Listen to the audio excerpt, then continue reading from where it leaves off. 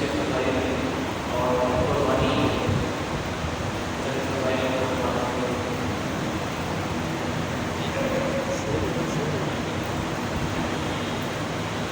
دوستوں، جیسا کہ حضرت علامہ حافظ ابن حجر عسقلانی رحمۃ اللہ علیہ بہت بڑا نام ہے.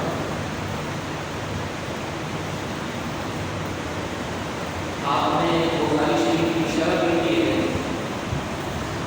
فتح الباری کے نام سے. فتح الباری کی شرح سے بخاری کے اندر عشرہ ذی الحجہ کی فضیلت کے حوالے سے جو حدیث شریف مروی ہے، اس کی شرح میں علامہ حافظ ابن حجر عسقلانی رحمۃ اللہ علیہ ذکر کرتے ہیں کہ عشرہ ذی الحجہ کی فضیلت کی جو وجہ سمجھ میں آتی ہے وہ یہ کہ اس کے اندر جملہ عبادات جمع ہو گئی. یعنی اس عشرے کے علاوہ آپ کو کسی اور عشرے میں یا کسی اور دن میں آپ کو حج کی عبادت نہیں ملے گی. کوئی حج تو نہیں ہوتا ہے. اس کے علاوہ کسی دن میں آپ کو حج نہیں ملے گا. اس کے علاوہ کسی دن میں آپ کو قربانی نہیں ملے گی. اس کے اندر ساری عبادتیں جمع ہو گئی. حج بھی جمع ہو گیا، قربانی بھی جمع ہو گئی، اور پھر روزوں کی جو فضائل بیان کی ہے کہ عشرہ ذی الحج کے جو روزے ہیں 10ویں ذی الحج کے علاوہ 10ویں ذی الحج کے علاوہ یعنی جو عید کا دن ہوتا ہے بقر عید کا، اس کا روزہ نہیں رکھا جا سکتا. کا روزہ نہیں رکھا جا سکتا. باقی جو 9 دن ہیں یکم ذی الحج سے لے کر 9 ذی الحج تک، اس کے روزوں کی مختلف احادیث و مختلف فضائل وارد ہیں. جن میں سے ایک فضیلت یہ ہے کہ عشرہ ذی الحج میں 10ویں ذی الحج کے علاوہ جو 9 ایام ہیں، ان میں ایک روزے کا ثواب 1 سال کے روزے کے برابر ہے. یعنی جس نے ذی الحج کا ایک روزہ رکھا، پہلی سے لے کر 9 تک کسی بھی ایک دن ایک روزہ رکھ لیا، تو اس کو ایک روزے کے بدلے 1 سال کے روزے کا ثواب. اور جس نے 9 دن روزے رکھ لیے 9 سال کے روزے. اور اسی طرح جس نے عید کی راتوں میں قیام کیا، راتوں میں جس نے عبادت کی ذی الحج کی راتوں میں، اور راتوں میں پھر وہ 10ویں رات میں داخل ہو، یعنی جس کی صبح عید ہوتی ہے پھر اس سے پہلے کی رات ہوتی ہے. تو راتیں بھی 10 ہیں. چاند رات جہاں سے شروع ہوئی، جہاں سے چاند دکھا، وہاں سے آپ شروع کر لیں اور پھر عید سے پہلے والی رات تک چلے جائیں، پوری 10 راتیں مل جائیں گی. راتوں میں 10 ہیں اور دنوں میں 9. آخری 10ویں ذی الحج کا روزہ نہیں رکھنا ہے. ٹھیک ہے؟ تو ان 10 دنوں میں یہ 9 دن اور 10 راتیں پوری. دن میں روزہ رکھا 1 سال کے روزوں کا ثواب ہے، اور رات میں اگر عبادت کر لی تو 1 سال کی عبادت کا ثواب، 1 سال کی شب بیداری کا ثواب.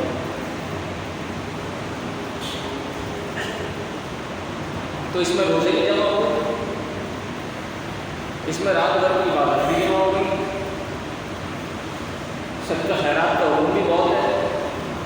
پھر قربانی کرتے ہیں، اس کے اندر سے غریبوں کا پورشن نکالنا ہے، وہ بھی صدقے کی ایک صورت ہے، ویلفیئر سوسائٹی کی ایک صورت ہے کہ آپ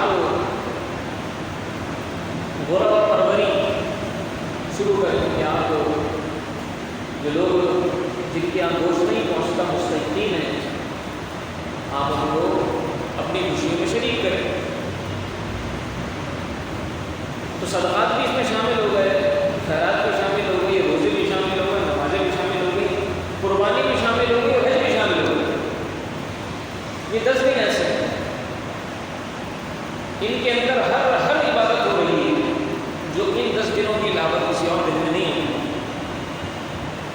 قربانی ملے کہ نہ ملے، ٹھیک ہے، باقی ساری عبادتیں مل جائیں گی۔ رمضان ہے تو پورے ماہ آپ کو روزے ملیں گے، رات بھر کی عبادتیں ملیں گی، لیکن حج اور قربانی کو نہیں ملے گی۔ اسی لیے بعض احادیث میں یہ بھی وارد ہے کہ عشرہ ذی الحج کو جو فضیلت اللہ رب العزت کے نزدیک حاصل ہے، اتنی فضیلت کسی اور دن کو حاصل نہیں ہے۔ یہ سب سے فضیلت والے دن ہیں، لیکن ہمارے یہاں اس کی کوئی اہمیت کا تصور نہیں ہے۔ لیکن یہ تصور ہمیں بیدار کرنا ہے، اپنے آپ کے اندر بھی، اپنے گھر والوں کے اندر بھی، اپنی سوسائٹیز کے اندر بھی۔ جو کچھ ہم سن رہے ہیں، جو کچھ ہم سمجھ رہے ہیں، سیکھ رہے ہیں، وہ ہمیں آگے تک پہنچانا ہے۔ یہاں ممبر پہ بیٹھا ہوا اس سے مبلغ نہیں ہوتا۔ مسلمان کو ہر مسلم مبلغ ہے، ہر مسلم سچ کا داعی ہوتا ہے، حق کا داعی ہوتا ہے، برائیوں سے منع کرنے والا ہوتا ہے، اچھائی کا حکم دینے والا ہوتا ہے۔ لیکن ایک حد تک کوئی اعلان کرے گا، ایک عالم کی طرح ظاہر مبلغ تو وہ نہ ہے، نہ اس پر ذمہ داری، نہ اس کو کرنا چاہیے۔ پتہ چلا قرآن کی تفسیر بیان کر رہا ہے، اس کو پتہ ہی کچھ نہیں، غلطی کرے گا نقصان ہوگا، ٹھیک ہے۔ حدیث جب تک اس کو الفاظ بالکل مضبوط یاد نہیں ہے تب تک وہ اس کو بیان نہ کرے، کم سے کم حدیث بول کر بیان نہ کرے۔ اگر مفہوم یاد ہے تو مفہوم بول کر مفہوم میں حدیث کہہ کر سنا کرے، حدیث کہہ کر بیان کرے۔ اپنی احتیاطوں کے ساتھ اپنے تئیں ہر شخص جتنا جانتا ہے وہ آگے پہنچانے کی کوشش کرے، تو ہی ہم ایک علمی معاشرہ قائم کر سکتے ہیں، تو ہی علمی سوسائٹی قائم کر سکتی ہے۔ فرد واحد کہ کہنے سننے سے وہ اثر نہیں ہوتا، ہر شخص اپنی اپنی ذمہ داری ادا کرے، ہر شخص اپنا اپنا کام کرے۔ بار گیا تو یہ جو 10 دن ہیں ان کو اتنی فضیلت اللہ رب العزت کے نزدیک حاصل ہے۔ اچھا، جیسے حج میں یا میں نہیں ہو سکتا، قربانی بھی کسی اور دن میں، اگر آپ چاہیں کہ جانور لا کر اسے ذبح کر دیں اور اس اجر کا ذہن رکھ کے جو قربانی میں آپ کو اجر ملتا ہے، یا قربانی کا جو تصور ہے وہ تصور آپ کو کسی اور دن نہیں ملے گا۔ مطلب سال بھر میں ان 3 دنوں کے علاوہ 10 ذی الحج، 11 ذی الحج اور 12 ذی الحج، پہلا دن عید کا، دوسرا دن اور تیسرا دن مقری، ان 3 دنوں کے علاوہ آپ اچھے سے اچھے جانور ملا کے اس کو ذبح کرتے ہیں، اس کو قربانی نہیں کرتے، اس کو ذبح کرتے ہیں، پورا گوشت چاہے آپ صدقہ کرنے کی نیت کر لیں، پوری سوسائٹی کو کھلا دیں، ٹھیک ہے، صدقے کا ثواب ہے، لیکن قربانی والا اجر نہیں ہے، قربانی نہیں ہے۔ قربانی کی جو عبادت ہے وہ انہی 3 دنوں میں ہوگی بس، قربانی کی عبادت بھی انہی 3 دنوں میں۔ تو اصل میں تو جو کچھ مشہور ہے اور جو اللہ کو پسند ہے اور جو اللہ کے محبوب کی ادائیں ہیں، ان کو آگے بڑھانے کا نام دین اسلام ہے، اور ان کو ہو بہو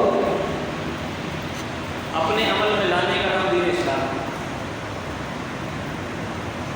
اس سے ہٹیں گے چاہے وہی جانور ہو، اس سے بھی مہنگا ہو، اس سے بھی اچھا ہو، اس سے بھی اچھی نیت ہو، اس سے بھی زیادہ پیسے ہوں، لیکن ان 3 دنوں کے علاوہ لا کر کرتے رہے، قربانی ہوگی، قربانی تو ہوگی ان دنوں میں۔ اس کے علاوہ جا کر، ان دنوں کے علاوہ جا کر، حج کے ایام کے علاوہ طواف بھی کریں، مینا بھی جائیں، عرفات بھی جائیں، سب جگہ جائیں، حج ہو گئی، پورا حج کا پروسیس کر لیں، جو ہوئی وہ ہونا ہی ان دنوں میں، ٹھیک، بالکل ایسے ہی جیسے فجر کی نماز میں 2 رکعتیں ہوتی ہیں، کوئی یہ کہے کہ میں اور اچھی کر کے پڑھوں گا، میں 2 کی بجائے 4 رکعت پڑھتا ہوں، تو کیا اس کی نماز ہو جائے گی؟ نہیں، جہاں 2 پڑھی ہیں وہاں 2 پڑھنی ہے، جہاں 3 پڑھی ہیں وہاں 3 پڑھنی ہے، بس محبوب نے جتنا کر دیا اتنا کرنے کا نام دین ہے۔ اس سے آگے بڑھانے کی کوشش کریں گے، کوئی عبادت رامدہ ہے، جگہ ہوگی۔ عبادت قبول نہیں ہوتی۔ اب دیکھیں مینا میں کیا ہوتا ہے، عرفات میں کیا ہوتا ہے۔ 8 بجے حج کو یہاں سے لوگ چلے جاتے ہیں مینا میں، اور جا کر کرنا کیا ہوتا ہے، کہاں سے گئے جناب؟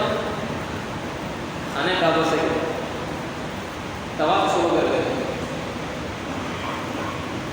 خانہ کعبہ میں ایک نماز کا ثواب 1,00,000 نمازوں کے برابر ملتا ہے۔ ایک نماز کا ثواب 1,00,000 نماز۔ وہ یہاں سے چلا گیا، مینا پہنچ گیا، اس کو ظہر وہاں پڑھنی ہے، ظہر پڑھے گا، عصر پڑھے گا، مغرب پڑھے گا، عشاء پڑھے گا، اگلے دن کی فجر پڑھے گا، پھر چلا جائے گا۔ 5 نمازیں پڑھنی ہیں اس کو، ظہر سے لے کے اگلے دن کی فجر تک۔ وہاں کیا ہے؟ کھلا میدان ہے، چھٹی میدان ہے، ہر طرف انسان، نہ حجر اسود ہے، نہ مقام ابراہیم، نہ خانہ کعبہ ہے، کچھ بھی نہیں ہے وہاں، چھٹی میدان ہے۔ وہاں بیٹھ کر وہ فارغ اوقات میں تسبیح و تحلیل کرے، حمد و ثنا کرے،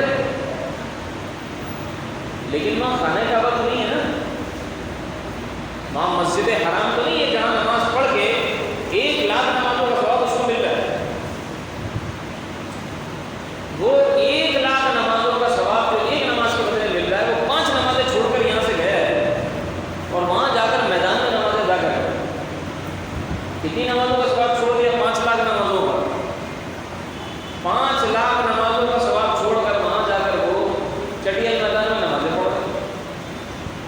اب کوئی کہے کہ بھائی میں تو نہیں جاؤں گا یہاں سے، وہاں جا کر ایک نماز پڑھوں گا، ایک نماز کا ثواب ملے گا، یہاں پر مجھے 1,00,000 نمازوں کا ثواب مل رہا ہے، یہ 5 نمازیں جو مجھے وہاں جا کر پڑھنی ہے میں یہی پڑھوں گا، اور یہاں سے میں 5,00,000 نمازوں کا ثواب جمع کروں گا۔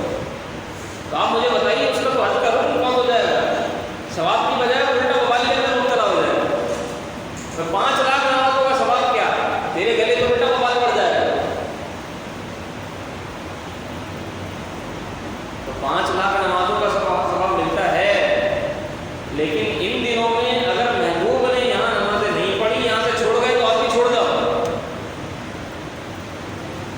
اگر محبوب نے یہاں نماز نہیں پڑھی ان دنوں میں تو یہاں سے چھوڑ جاؤ، پھر جہاں پڑھی وہیں پڑھو، وہیں ہے سارا ثواب، وہیں ہے سارے ارکان۔ پھر آپ کا وہ تصور کہ 5,00,000 نمازوں کا ثواب اور 1,00,000 نماز کا ثواب، وہ آپ کی کیلکولیشن نہیں چلے گی۔ اب وہیں جاؤ جہاں محبوب چلے گئے۔ یہ دین کا مزاج ہے، یہ دین اسلام کا مزاج ہے۔ محبوبوں کی اداؤں کے پیچھے چلایا ہے دین اسلام، پیاروں کے راستے پر اور طریقے پر چلایا ہے دین اسلام۔ ان دنوں کے اندر جو اعمال بہت زیادہ مبارک ہے، میں بتا دیتا ہوں، ان کو اپنے ورد میں رکھتے ہیں۔ لا الہ الا اللہ پڑھنا، پورا پڑھ لیں کلمہ شریف، ذکر لا الہ الا اللہ محمد رسول اللہ، سبحان اللہ، الحمدللہ، اللہ، ٹھیک، سبحان اللہ والحمدللہ ولا الہ الا اللہ واللہ اکبر، سبحان اللہ والحمدللہ ولا الہ الا اللہ واللہ اکبر۔ اور اسی طرح وہ اللہ اکبر، اللہ اکبر، لا الہ الا اللہ واللہ اکبر، اللہ اکبر وللہ الحمد۔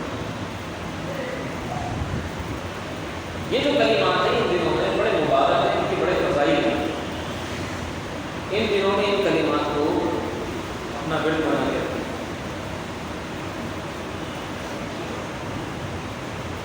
اچھا، قربانی کے تعلق سے لوگ عجیب و غریب قسم کی باتیں کرتے ہیں،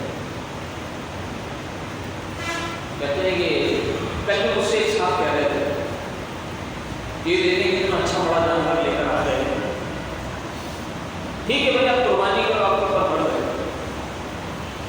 لیکن اگر یہی پیسہ کسی یتیم بچے کی شادی میں لگا رہے تھے، یہی بچہ اگر یہی پیسہ اگر آپ کسی غریب کے گھر میں راشن میں استعمال کر لیتے تو کتنا اچھا ہوگا۔ یہ اصل میں ایک لبرل سوچ ہے جو ہمارے اندر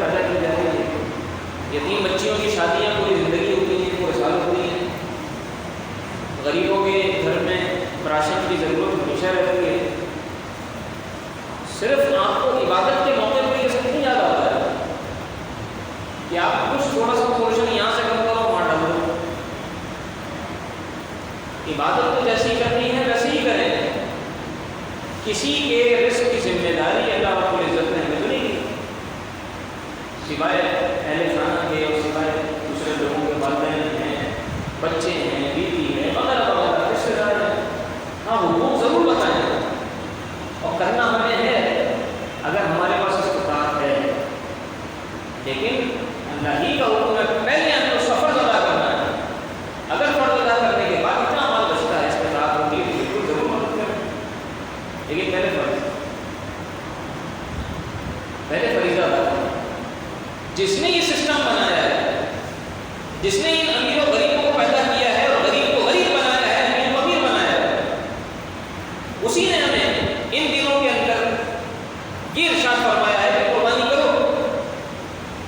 اور ان دنوں میں قربانی کے علاوہ لوگ کیا کر رہے ہیں؟ آج کل لوگ یہ بھی کر رہے ہیں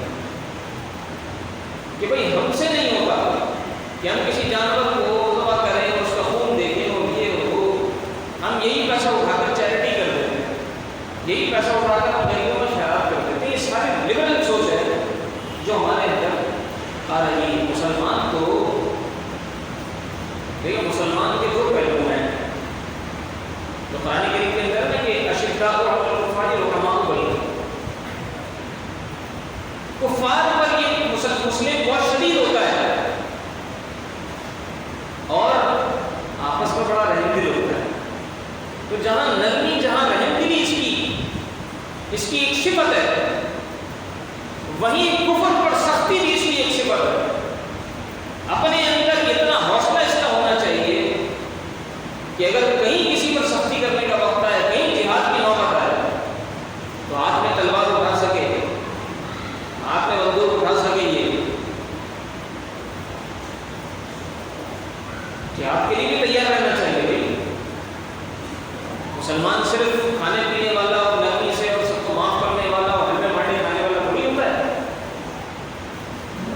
مسلمان کے اندر دونوں اصحاب ہوتے ہیں. جس وقت نرمی کا وقت وہ نرمی کرتا ہے، اپنے لوگوں پر نرمی کرتا ہے. ہم نے الٹا کر دیا ہے، اپنے لوگوں پر سختی کرتے ہیں اور باہر والوں سے ہم جو ہے وہ حسد کے ملتے ہیں. امریکہ کو ہم 10 گالیاں دیں گے،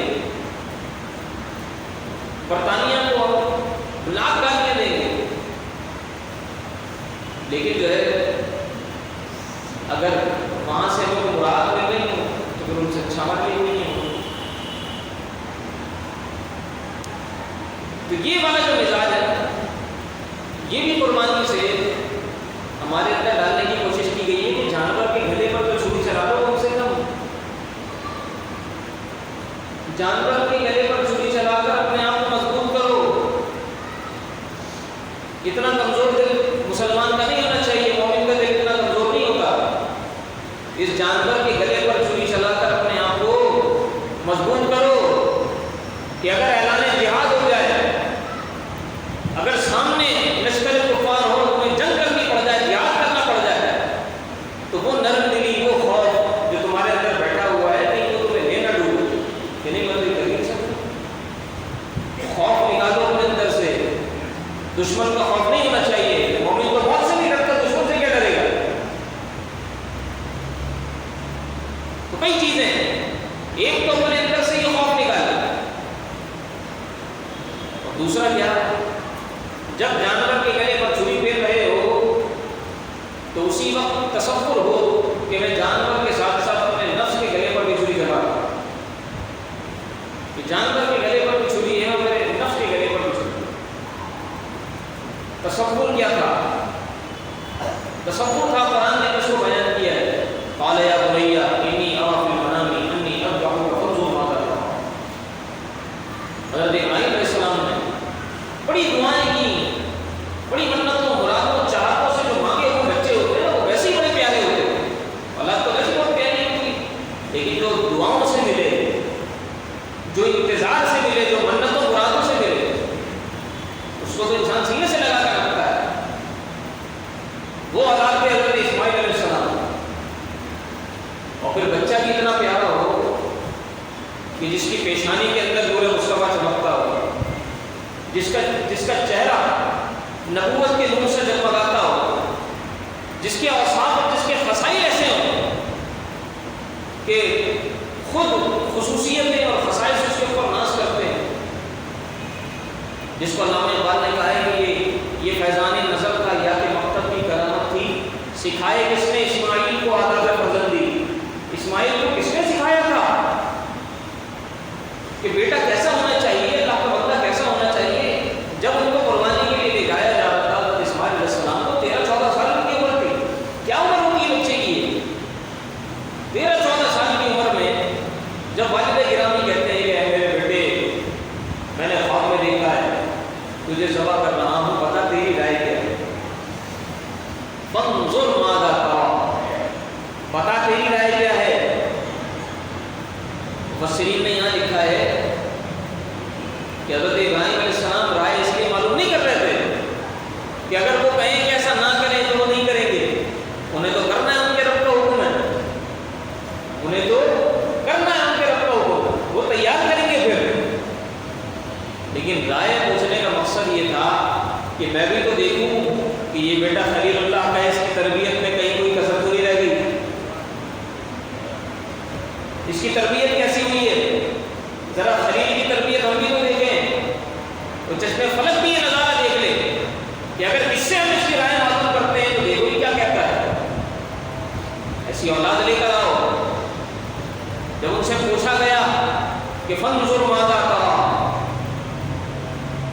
تم ذرا بتاؤ تمہاری رائے کیا ہے، تو کہنے لگے قال یا ابت افعل ما تؤمر، اے میرے والد گرامی جو آپ کو حکم ملا ہے آپ پر گزرے، ستجدنی انشاءاللہ من الصابرین، آپ مجھے صبر کرنے والے ہی پائیں گے، میں صبر کروں گا۔ بلکہ کہنے لگے کہ میرے ابا جان جب آپ مجھے ذبح کرنے لگے میرے چہرے کو زمین کی طرف کر دیجیے گا، آنکھوں پر پٹی باندھ لیجیے گا، کہیں محبت پدری میں شفقت پدری میں کہیں ایسا نہ ہو کہ آپ کا ہاتھ رک جائے اور آپ اپنے رب کا حکم پورا نہ کر پائیں، اپنی آنکھوں کو آپ بند کر لیجیے گا، میرے چہرے کو نیچے کر دیجیے گا، کہیں ذبح کرتے ہوئے میرے چہرے کو دیکھ کر آپ کا ہاتھ نہ رک جائے۔ آپ نے اپنے رب کے حکم کو چھوڑنا نہیں، پورا کرنا ہے۔ ایسی اولاد کہاں ملے گی اور ایسا باپ کہاں ملے گا کہ جو ایک رب کا حکم پا کر اپنی اولاد کو، اپنی پیاری اولاد کو ذبح کرنے کے لیے لیتا ہے۔ گویا کہ اپنے انداز میں حضرت ابراہیم علیہ السلام نے اس عمل سے اس بات کا اظہار کیا ہے کہ اللہ کی رضا اگر اپنی اولاد کی قربانی لے کر بھی ملتی ہو تو بھی سودا مہنگا نہیں ہے، سودا کبھی سستا ہے۔ پوری اولاد کی قربانی دینی پڑ جائے، سارا مال لٹانا پڑ جائے، اپنے آپ کی اپنی جان کا نذرانہ پیش کرنا پڑ جائے، اس کے بدلے اللہ کی رضا ملے، سودا مہنگا نہیں ہے، سودا بھی سستا ہے۔ اللہ کی رضا بہت قیمتی ہے، بہت مہنگی ہے، اے اللہ تیری رضا مل جائے، اولاد قربان، سب کچھ قربان۔ اور پھر جب لٹایا گیا تو قرآن کہتا ہے کہ فلما اسلم وتلہ للجبین، یہ اصل میں سمجھانا چاہ رہا ہوں کہ فلما اسلم وتلہ للجبین، کہ انہوں نے کیا کیا، دونوں تیار ہو گئے، دونوں نے جناب سر تسلیم خم کر دیا رب کے حکم کے آگے، رب کے حکم کے آگے سر تسلیم خم کر دیا، وتلہ للجبین، اور اپنی جبین کو، اپنی پیشانی کو انہوں نے حضرت اسماعیل علیہ السلام نے جو ہے وہ نیچے کر دیا۔ تو اسلام جو ہے نا فلما اسلم کے الفاظ ہیں یہاں کہ دونوں نے سر تسلیم خم کر دیا۔ اسلام تو نام ہی سر تسلیم خم کرنے کا ہے، اسلام چون چرا کا اور کیوں کا نام نہیں ہے۔ آج مزاج کیا ہے، آج مزاج یہ ہے کسی کو کوئی حکم بتاؤ وہ کہتا ہے یار اس کے پیچھے وجہ کیا ہے، اس کی لاجک کیا ہے، ٹھیک ہے۔ دین اسلام دین فطرت ہے، اس میں حکمتیں پوشیدہ ہیں، بغیر کسی حکمت کے رب تعالیٰ حکم ارشاد نہیں فرماتا، اس میں ہمارے ہی فوائد ہوتے ہیں۔ رب کی بارگاہ میں نہ کوئی خون پہنچتا ہے نہ گوشت پہنچتا ہے، ہمارے ہی فائدہ ہے۔ سوسائٹی کو جو ہے وہ ایک بہت بھاری مقدار کے اندر گوشت مل جاتا ہے، غریب جتنا گوشت کھاتے ہیں ان دنوں میں، جتنی اچھی چیز بناتے ہیں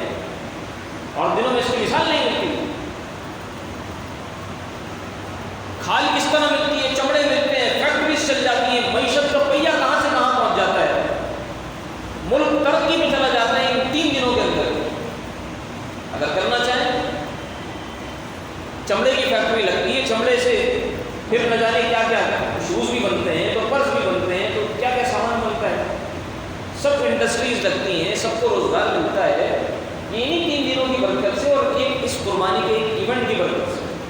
جو کسائی ہوتے ہیں ان کو روزگار ملتا ہے، سب کو روزگار ملتا ہے، ہر حساب سے، ہر تعلق سے۔ جو کسان ہیں یا جو جانور پالنے والے ہیں پورا سال محنت کرتے ہیں اور ان کو روزگار ملتا ہے۔ جو کسان ہوتے ہیں دانے وانے جو اگاتے ہیں اور سب فصلیں تیار کرتے ہیں، وہ چارہ بناتے ہیں، ان کو روزگار ملتا ہے وغیرہ وغیرہ۔ آپ دیکھیں 3 دنوں کی وجہ سے کتنے لوگ روزگار سے وابستہ ہوتے ہیں اور معیشت کا سائیکل پہیا کہاں سے کہاں پہنچ جاتا ہے۔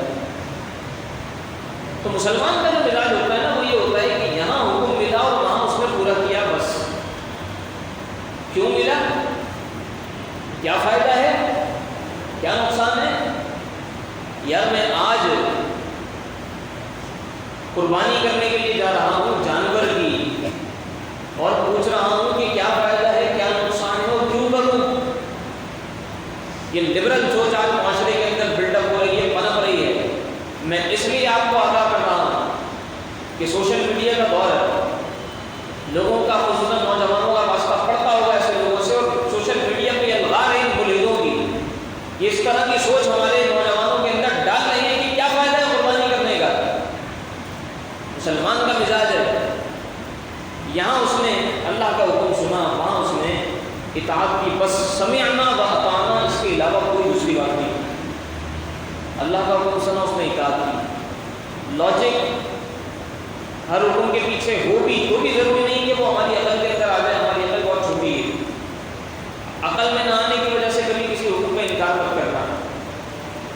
میں ایک جانور ذبح کرنے کے لیے جا رہا ہوں اور پوچھ رہا ہوں کہ اس کے اندر میرا کیا فائدہ ہے اور میرا کیا نقصان ہے اور یہ میں کیوں کر رہا ہوں، ایک سوال کا جواب مجھے کوئی دے دے۔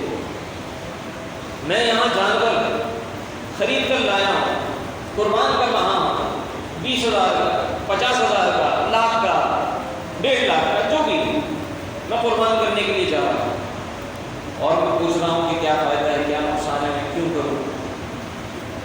مجھے بتائیے جو اپنے بیٹے کو حضرت اسماعیل علیہ السلام کو ذبح کرنے کے لیے چلے گئے تھے، ایک بار بھی انہوں نے اللہ سے پوچھا کہ اے اللہ اس میں میرا کیا فائدہ ہے، اے اللہ اس میں میرا کیا نقصان ہے، اے اللہ یہ میں کیوں کروں؟